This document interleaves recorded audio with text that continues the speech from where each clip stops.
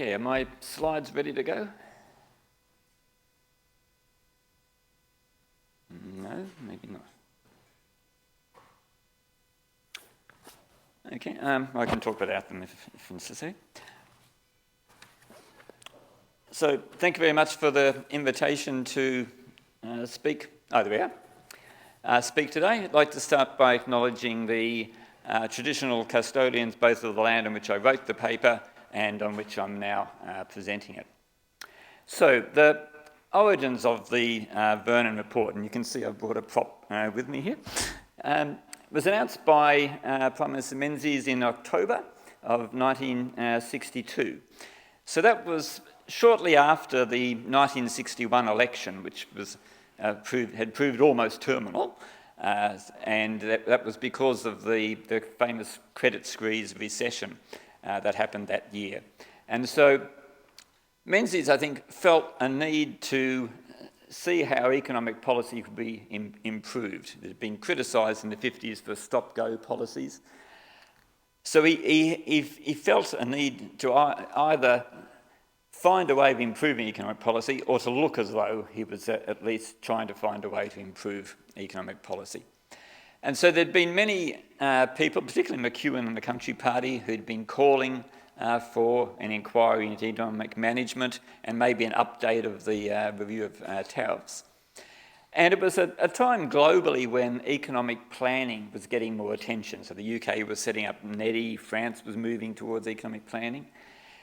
There were academics in Australia arguing for it. Heinz Art was putting the point a little bit too strongly when he said that everybody in Australia other than the government and the Treasury wanted economic planning introduced, but there was certainly a lot of people who did. So Menzies announced the establishment of this inquiry and chose 5 people to be the members. Now, I've promised Nick I won't say too much about Jack Crawford because he's about to talk about that gentleman. But Crawford had been one of the people who had been arguing for a long while for an inquiry into economic management. Menzies wanted to make Crawford the chair. Cabinet wasn't keen on that. They didn't want a public servant or a former public servant as the chair.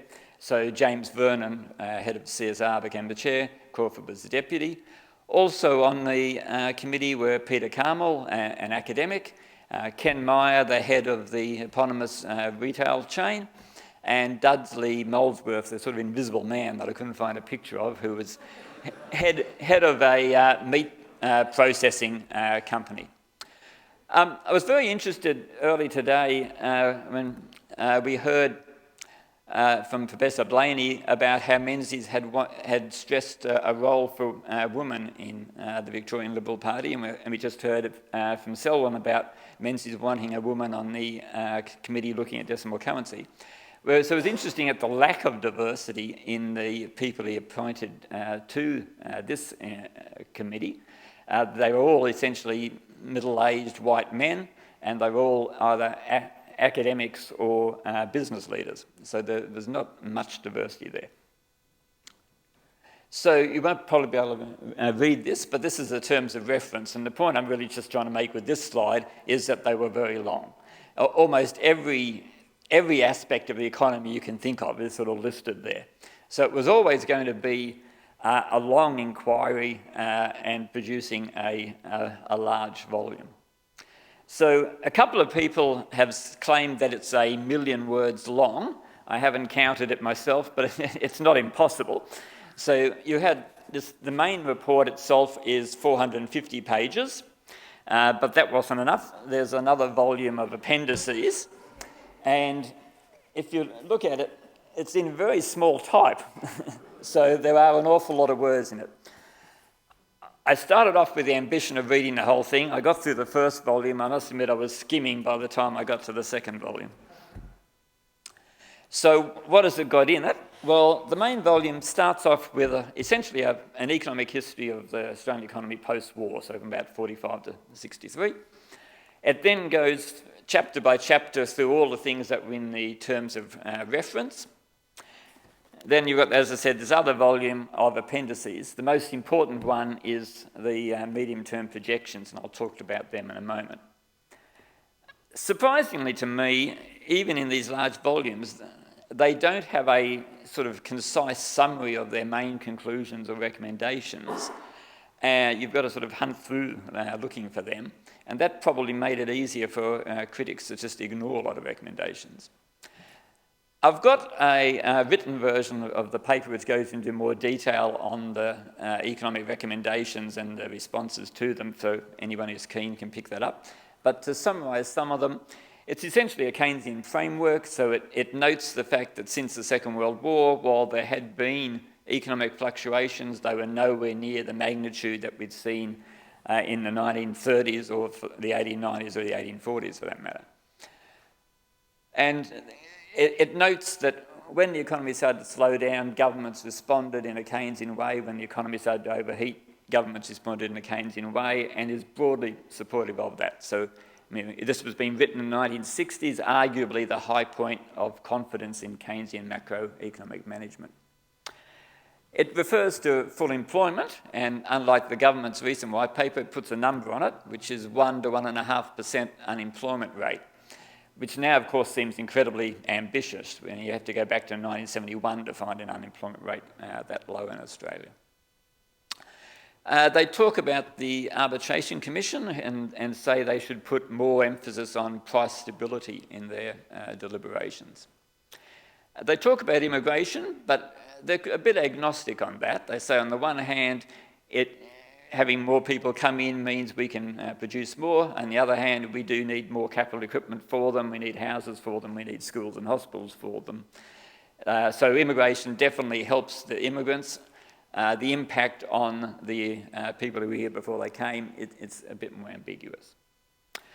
They talk about fiscal and monetary policy, and they see fiscal policy as being the more potent tool of economic management, which is probably the consensus view at the time. We hadn't had the sort of reforms to the financial system and the changes to the conduct of the Reserve Bank, which would make monetary policy have more potency. Interestingly, from a perspective reading it now, are some of the things that don't get a mention. So there's no discussion about floating the exchange rate, for example. They talk about the exchange rate moving from one peg to another, but not floating it. And similarly, there's almost no discussion of deregulation, either in financial markets, so there's no question about making interest rates more flexible and so on, but also the Arbitration Commission is taken for granted, and there's no real discussion about moving to a much more flexible labour market. On tariffs, they think the existing tariffs were beneficial, but probably a bit too complex. And they emphasised that effective rates of protection would be a better way of analysing tariffs. They thought Australia could do with a bit more research and development, and that would probably require more spending on higher education.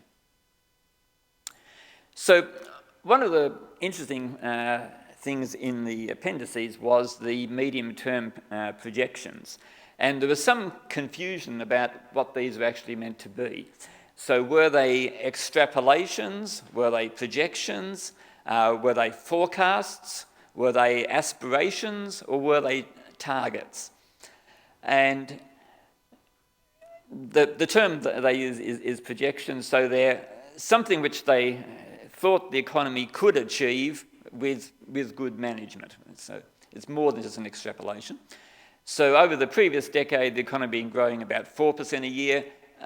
The committee felt it could grow at about 5% a year if immigration was kept up, there wasn't another recession, productivity continued on similar trends, and we increased our savings and investment a bit. So it was something to aspire to, maybe one way of putting it.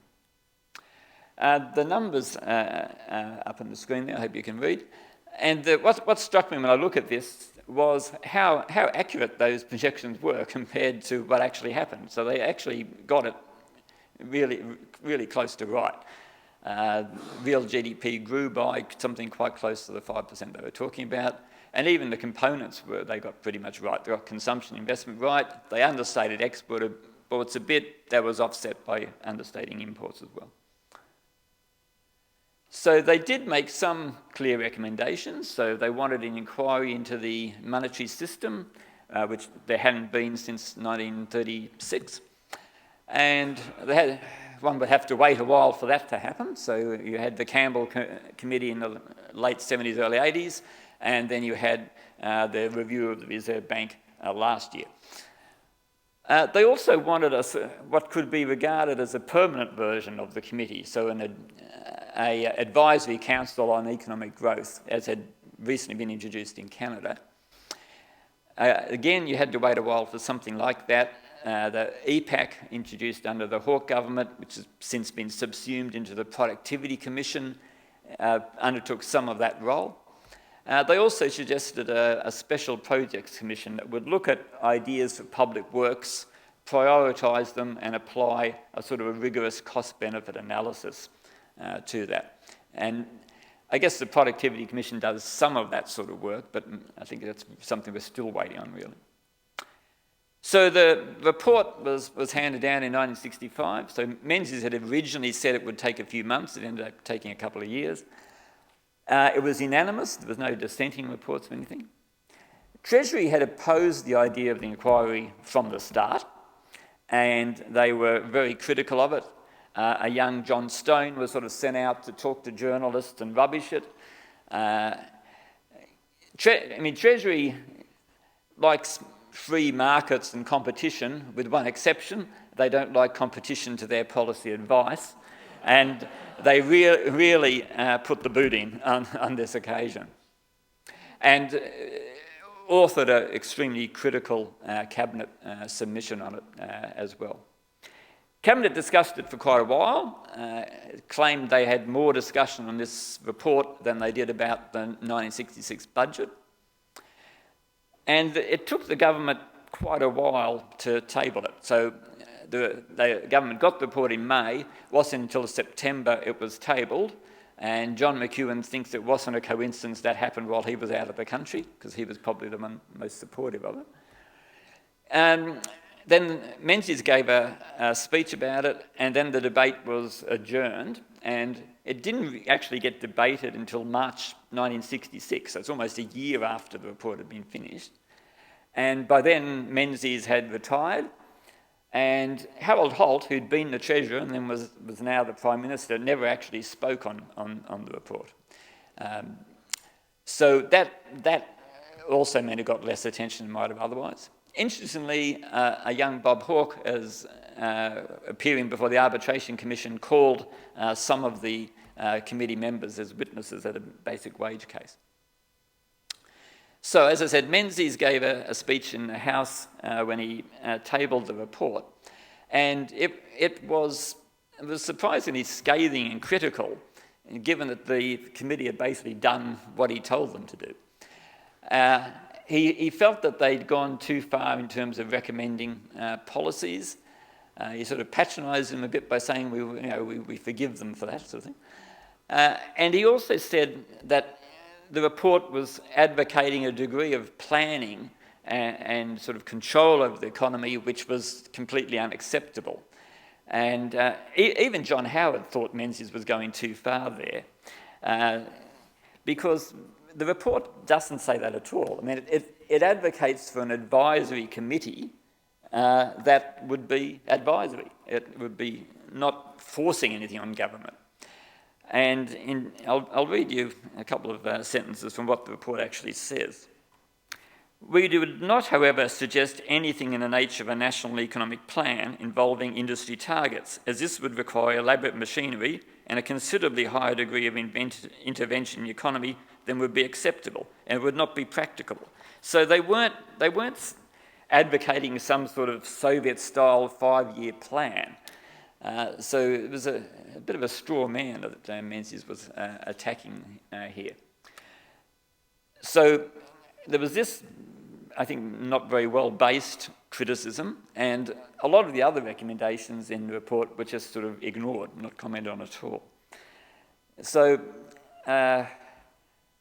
that was rather disappointing. Why? That was one of the things that sort of puzzled me when I started working on this paper, and it still puzzles me a bit. Menzies, I think, never really was particularly interested in economics. That's certainly what people like Coombs have said. Menzies himself has said, I'm no economist. Now, I'm aware that I'm in a room with people who are a lot more respected Menzies scholars than I am, so I would certainly welcome anyone if they want to disagree with that. But it seemed that economics wasn't a passion for Menzies.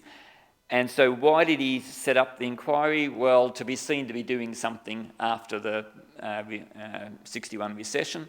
By the time the report is tabled, he's had the 63 election, his political position is much stronger, the economy had been performing quite well over the next few years, and so there was no longer a need to be seen to be doing something about the economy, so he was no longer terribly interested in it.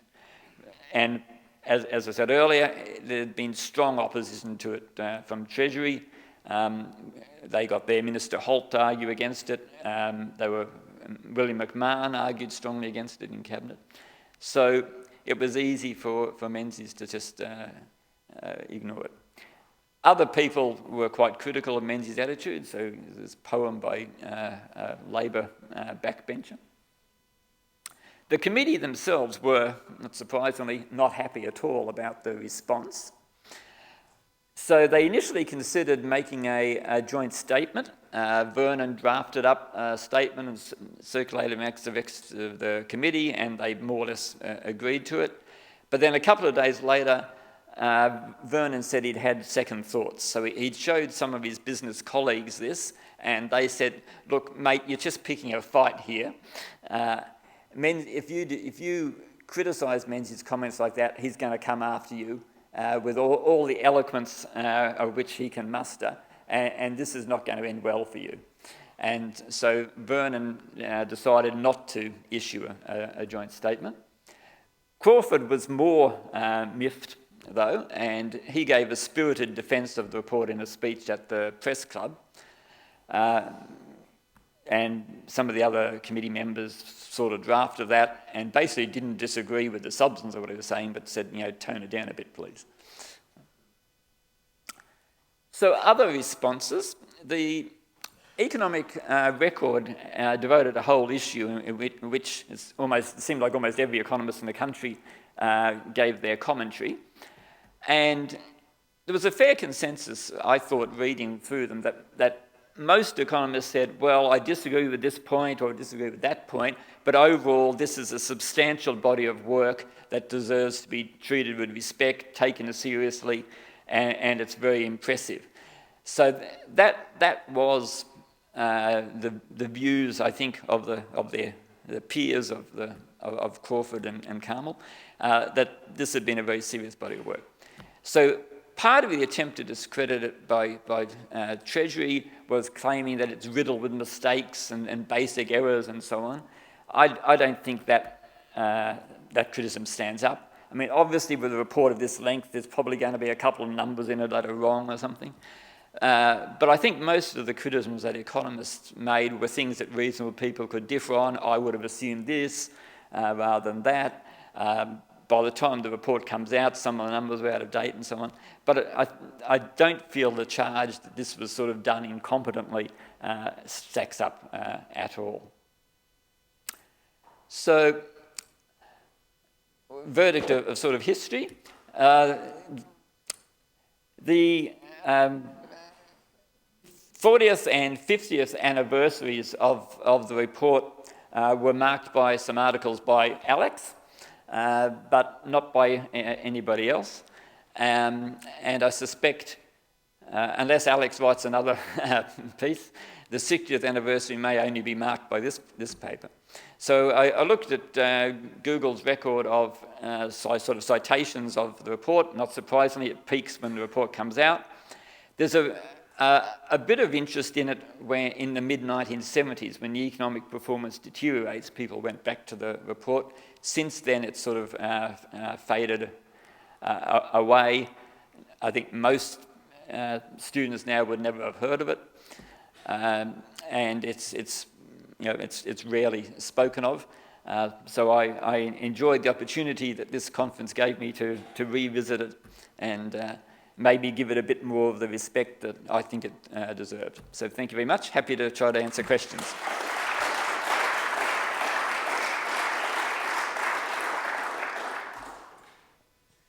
Thanks, John. A couple of points. The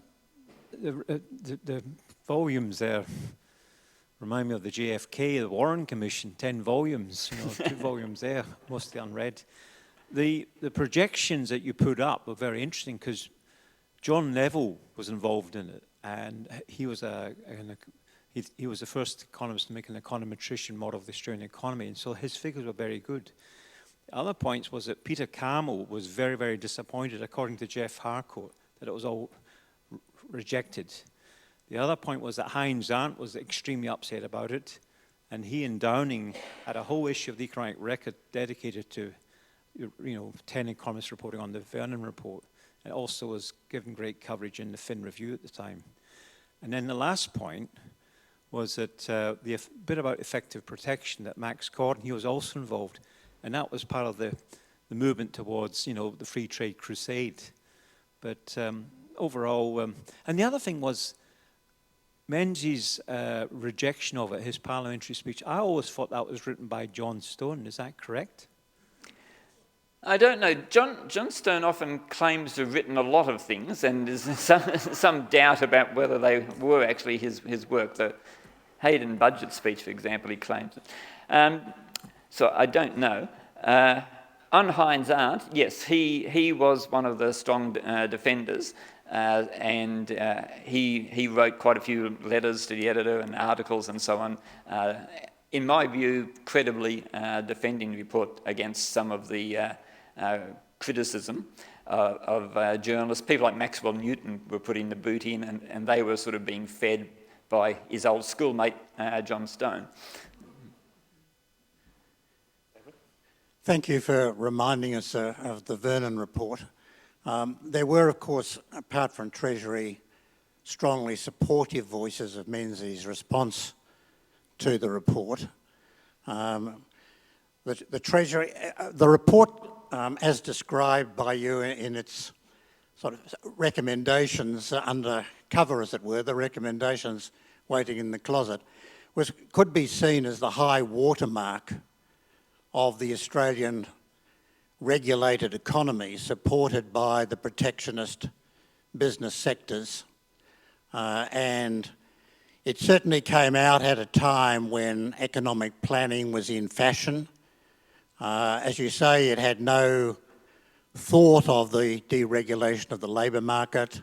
In other words, it was really completely out of tune with the economic ideas that came from the Treasury, from John Stone and others, that became implemented and governed Australia right through from, you could say, I would say the last years of the Fraser government, but certainly into the Hawke-Keating government, and then were pretty well fully implemented by the Howard government as the high watermark of a government which is looking at a market economy, which the Vernon report certainly was not. And John Stone, if you like, was an early voice who produced or helped produce that liberalisation of economic policy. I know the Institute of Public Affairs in Victoria, of which my father was then director, was delighted at Menzies' response and very critical at the dirigist character of the Vernon report. So I just think it's useful to have in mind that the debate was, in fact, much more balanced, and the reason that Holt never, I think, gave a response to it and it was never properly debated in that way is because Menzies had finished it off. Menzies, pursuing his liberal philosophy, was very uncomfortable with its impact on how much role government would take from the Vernon report in directing resources to different industries in its effort to produce economic growth, and saw that it was really out of line with his philosophy, a philosophy which Sir John Crawford and others, of course, didn't support in the way that Menzies did. Yeah, certainly the report doesn't advocate for liberalisation and the sorts of policies which you would admire. But I don't know that Menzies did all that much to deregulate either. I think the deregulation happened much later. On Max Corden, he, looking back in hindsight, he said he felt the chapter on tariffs was probably the only one that had some influence, and in particular the promotion of the idea of an effective rate of protection.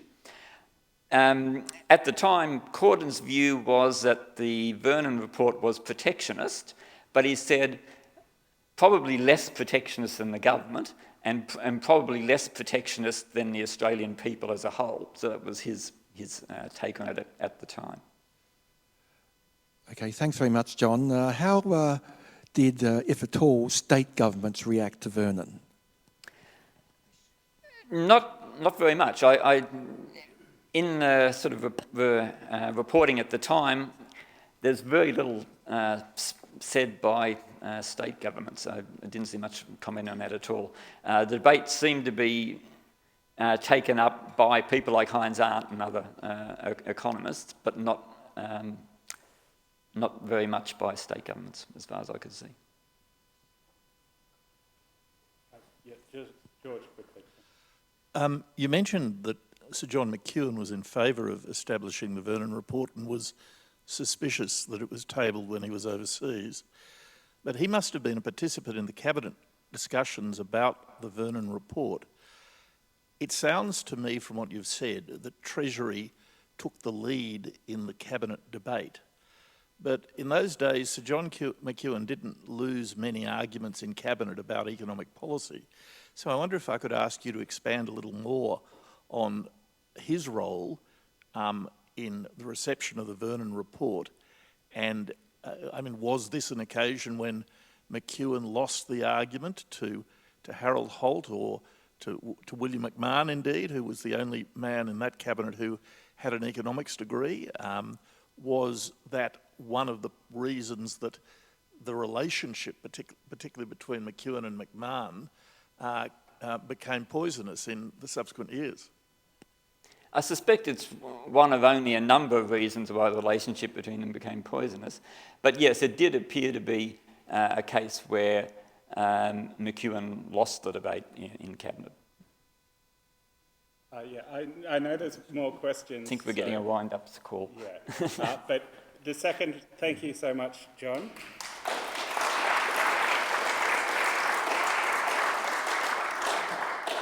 Do you need any help with those terms? So I know